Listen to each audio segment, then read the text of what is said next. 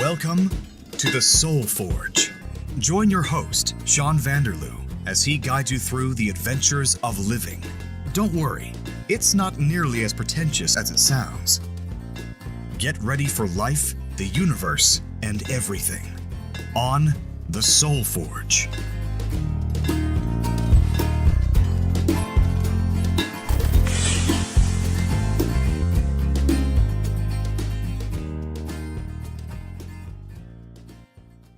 Hey everybody, welcome to episode 9 of the Soul Forge podcast. Hope everybody's doing wonderfully and everything's going great this week for you guys. Everything here is okay as well for me.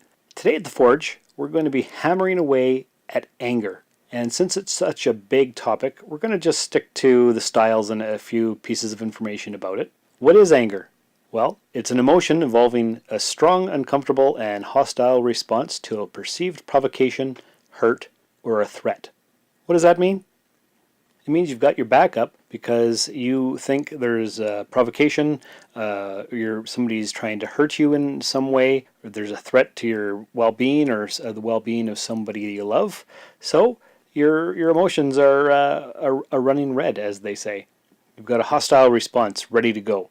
You're going to show them what's going on, and something that this causes actually is any kind of an emotional reaction like this definitely impacts the body.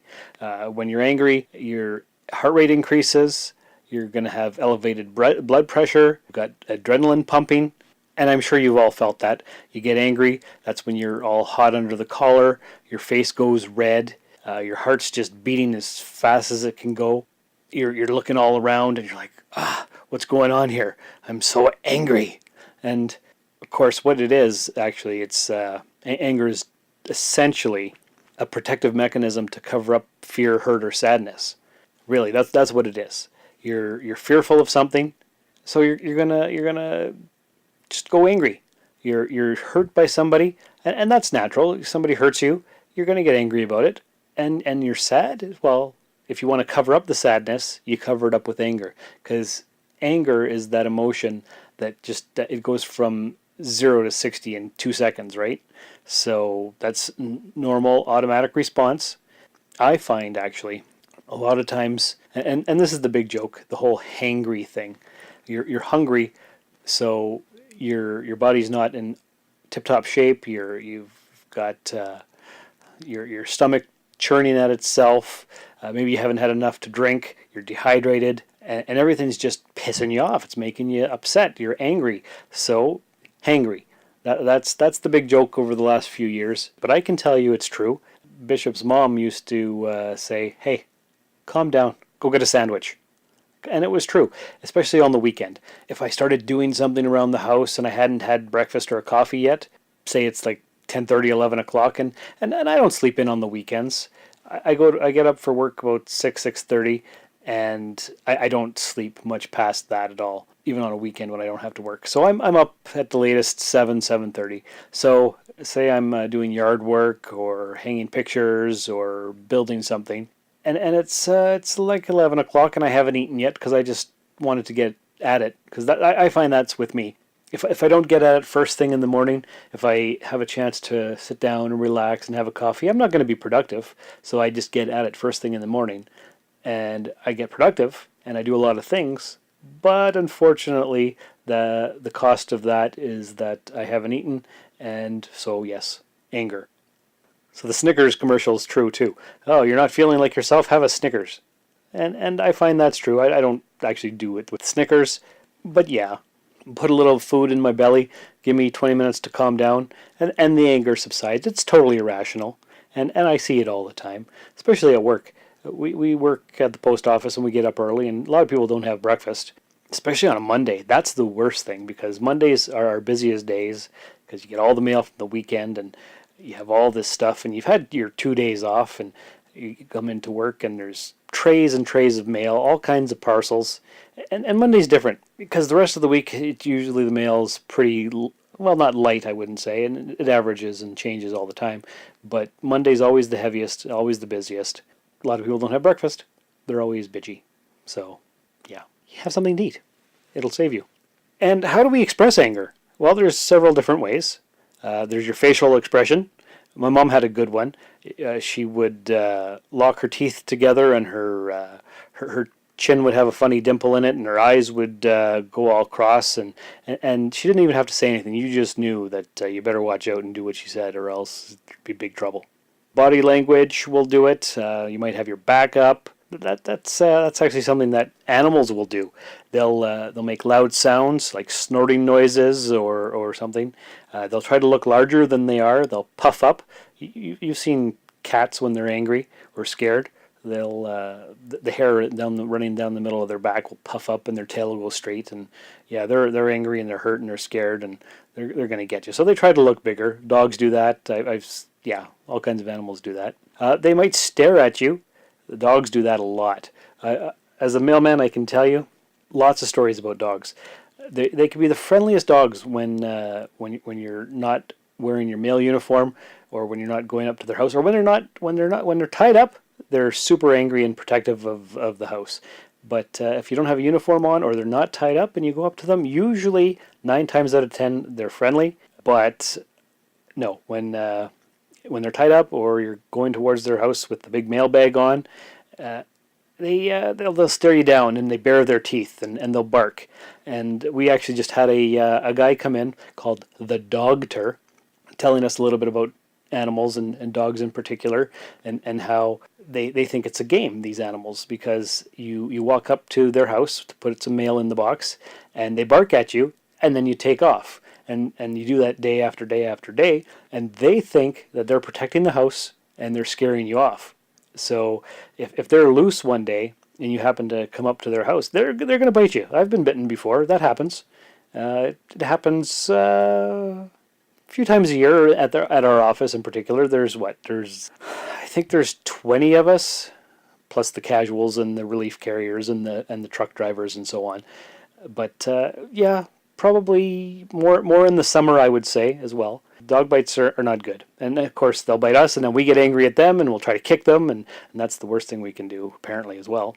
So yeah, that's what animals do. They make loud sounds, they look bigger, they stare, and they'll bare their teeth, or they'll bark, or whatever. So that's body language. And there's acts of aggression where they'll nip at you. And people have these same acts of aggression as well, of course, right? They might try to throw a punch at you, or throw a plate across the room, or break something. So that's what happens. And what another thing with this whole anger thing, you can't really tell how angry you are, because anger causes a loss in your self-monitoring and objective observability. Fear is the path to the dark side. Fear leads to anger. Anger leads to hate. Hate leads to suffering. Now, what does that mean? It means you don't have any control over what you're doing or what you're thinking when you're angry. And from my own experience, it's true. When do I get angry? Not very often, actually. Mostly when I'm driving behind drivers. I think I swear more in my car when I'm driving than I do any other time. But just regularly, I find myself saying the F word under my breath quite a bit. I've gotten super angry at my brothers, especially when I was younger, because they did something, or they broke something, or they weren't letting me do what I wanted, or whatever it was. I can't even remember. But what happens is my brain shuts down, and I'll try yelling, and the words that are coming out of my mouth aren't even making sense. They'll be jumbled up, they'll be backwards. There's no logical sense to anything that I'm saying, and then that makes me even angrier, and it's just like a kind of like a feedback loop. So when you're angry, you have no idea what you're doing. And this brings me to the 5 styles of anger. Okay, so there's 5 common styles of expressing this anger. When you're feeling angry, you can choose any style of anger that you'd like, but if you know what your current style is, that's the best way to choose a healthier way to manage your anger. Okay, so this list that I found is, the first one is called the bottle and cap method of expressing anger. It's a very passive style. Although you may get angry, you continually push the feelings away and have difficulty expressing them. In fact, you may not even allow yourself to express the anger at all. So you become so skilled in this style that you don't even recognize when you are angry. So I would call that repression. You don't even allow yourself to feel it, so you don't know you're feeling angry, and you never express it, so it's just there simmering under the surface all the time. Which leads us to style number 2, called bottle and leak. Your anger is often expressed in a very passive-aggressive manner. You also tend to bury your feelings of anger, but eventually those feelings surface. You want people to know that you're angry, but you choose very indirect ways of telling them. And I don't know about you guys, but you see that a lot on Facebook. Passive-aggressive things. Like, I heard you had a great party. I wasn't invited, but I bet everybody had fun. You know, that kind of thing. Everybody knows what you're doing, and you know what you're doing, and it's just kind of annoying. So let's go to type number 3. Bottle and blow. You bury your feelings of anger, which eventually build and build until they can't be contained anymore, and you explode! You may find that after much building up of anger, the last straw that precedes the explosion may be something rather small. When you finally do express anger, although not always, it may come out in a rather aggressive way. So you just, some small little thing finally just sets you right off. It was somebody cut you off in traffic. Somebody used the milk at the office so you couldn't have any milk in your coffee.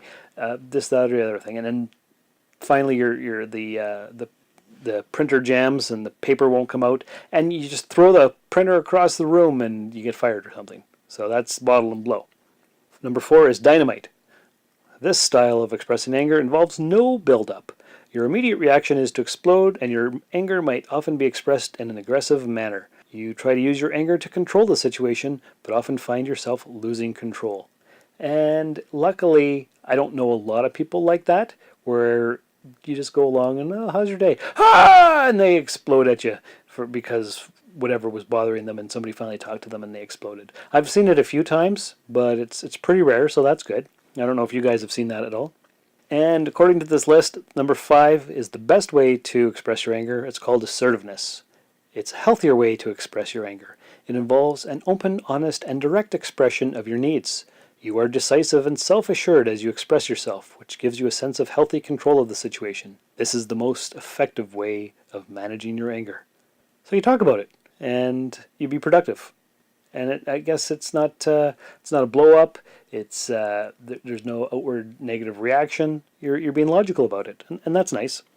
From my research, what I found is that anger is not necessarily a negative emotion. Feelings aren't positive and negative. They simply exist. It's what we do with those feelings that becomes good or bad. There are no negative emotions. It's just how we perceive it and what we choose to do with those feelings that define us or control us or whatnot. So anger has a functional value, because if you see something wrong and realize that it requires changing, your righteous anger is going to cause you to make a positive impact in the world. Feeling angry about an injustice could lead someone to take a positive action to correct it. And it doesn't necessarily mean that you're going to hit somebody or break something. It just means that your righteous indignation, your anger at something that's happening in the world, is going to make you stop, think about things, and see how you can make a difference. And that's important. So that's very cool. So that's really all I have to say about what anger is and how to express it and the causes and that kind of thing. There is a whole pile more we could talk about this. There's all kinds of articles and whatnot. Maybe one day in the future we'll get into that, but I just wanted to briefly put anger on the forge, put it through the flames, and see what we could come up with. Just a little bit of information here for you guys. So I have some big news, actually. I told you guys before that I do a different podcast, and it's been going for about just over 3.5 years. And this past week, I was finally contacted. There's a company out there who said they would be my sponsor. And all that means is that if you go ahead and purchase something from their website, get their product, and put in my offer code, you get a discount on their product, and I get a kickback of some kind. It's not very much. It's mere pennies on the dollar, apparently, but every little bit helps. It costs a lot of money to run these websites and so on and so forth. So if you guys all go to wearedapperties.com and put in offer code RUSTED, RUSTED, then that'll be good for everybody involved. You'll get a discount. I'll get some kind of reward eventually, and you get to buy a nice knit tie. So go check it out, wearedapperties.com. I haven't had a chance to look over the whole website myself, but it looks like there's a lot of cool ties out there. So Christmas is coming up, so why not get a bit of a deal for yourself and help support the Soul Forge podcast? That's always definitely appreciated. And if you could also go to iTunes or Apple Podcasts or whatever they're calling it these days and leave a 5-star review and a rating, that would be fantastic. Trying to get the word out about the show. Please share the links with family and friends. Tell everybody you know about the podcast. soulforgepodcast.com. It's definitely appreciated. So thanks for swinging by and listening. And if you'd like to send an email, get some feedback, get a nice community going, I can't wait for that. So thanks for everything, folks. And remember, if there is no struggle, there is no progress. Thank you for listening to this episode of The Soul Forge. I hope you found some value in it. To contact the show, please email soulforgepodcast@gmail.com or find us on Twitter at soulforgepod. We are Soulforge Podcast on Facebook, and you can find me personally on Twitter and Instagram at Darth Vaderloo. Please spread the Soulforge word by rating and reviewing us in iTunes and by telling everyone you know. Thanks for stopping by the Forge.